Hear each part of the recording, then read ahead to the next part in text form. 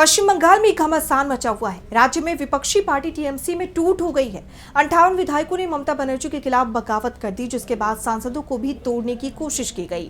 TMC में फूट के बाद उन्हें दोबारा जोड़ने की कोशिश में खुद ममता बनर्जी मैदान में उतर गई हैं।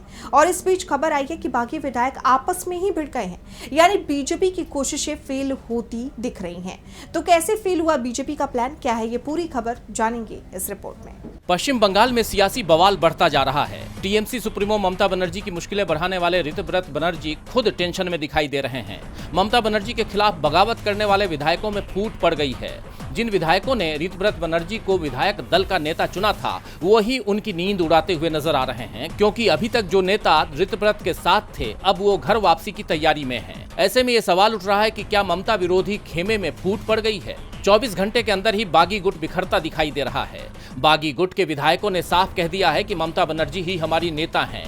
दूसरी तरफ विरोधी गुट की तरफ से इस तरह की खबरें फैलाई जा रही थी कि 20 से ज्यादा सांसद भी हमारे साथ हैं, लेकिन अब टीएमसी के अधिकांश सांसदों ने साफ कर दिया है कि हम ममता के साथ ही रहेंगे, जिससे टीएमसी में फूट डालने की जो कोशिश बीजेपी कर रही थी, वो अब फेल होती हुई दिखाई दे रही है। दरअसल बागी विधायक दल के नेता ऋतव्रत बनर्जी ने विधायकों की एक मीटिंग बुलाई। वो कोशिश कर रहे थे कि अब टीएमसी का अध्यक्ष पद भी उन्हें मिल जाए। इसलिए बैठक में ऋतव्रत ने प्रस्ताव रखा कि ममता बनर्जी को अब टीएमसी विधायक की मुख्य सलाहकार के रूप में काम करना चाहिए, लेकिन ऋतव्रत के इस प्रस्ताव का टीएमसी के विधायकों ने ही विरोध कर दिया। पांचला विधानसभा क्षेत्र से बागी विधायक गुलशन मल्लिक ने कहा कि हमें बताया गया था कि पार्टी ममता बनर्जी के नेतृत्व में ही आगे बढ़ेगी, वो केवल सलाहकार नहीं है। हम चाहते हैं कि पार्टी उनके नेतृत्व में ही काम करे। अगर ममता बनर्जी को सर्वोच्च नेता के रूप में स्वीकार नहीं किया जाता है, तो हमें सोचना होगा कि हमें इस बागी खेमे में रहना चाहिए या नहीं। सिताई से एक और बागी विधायक संगीता रॉय बसूनिया ने भी गुलशन मल्लिक के बयान का समर्थन किया है।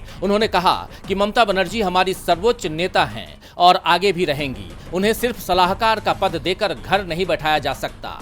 तो बागी नेताओं के इन बयानों ने ऋतव्रत की नींद उड़ा दी है और साफ होता दिख रहा है कि टीएमसी अभी भी मजबूत है और अब तृणमूल कांग्रेस अध्यक्ष ममता बनर्जी ने मोर्चा संभाल लिया है। ममता बनर्जी अपनी टूटी हुई पार्टी को जोड़ने की कोशिश में जुट गई हैं। इसी क्रम में टीएमसी ने बड़ी बैठक बुलाई।